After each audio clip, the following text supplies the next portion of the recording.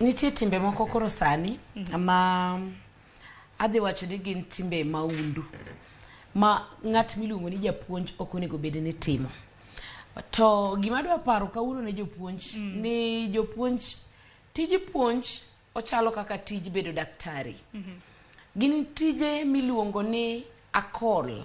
Nyaka gibed tich moluongi mondo ichiwri tiyo tich aina ni, ng'eni dhi tiyo rol ariyo. Nyaka ibed jarita mar gimitimono. Manyiso ni nyathini mokwongo idhi bedo janyuol. Idhi play role mar janyuol kas kore kibedo japuonj. Mano tidhi bedo japuonj maber kabisa. Lakini king'iye in terms of teach. To imidhi yudo ka gik moko aina gitimore. Nikech wang'eyo ni discipline nyathi ok rach.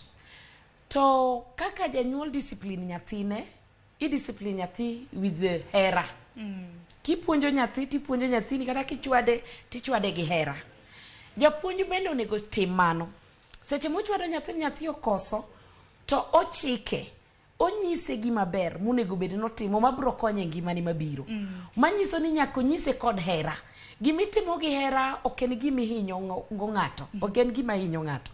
En gima ilose, ichalo ng'at mabeto maua. Seche modongo to kuonde magar ka ti ibeto mondo mi obed gi shape maber. Mano koro japuonj matimo mano tikonyo ngima nyathino.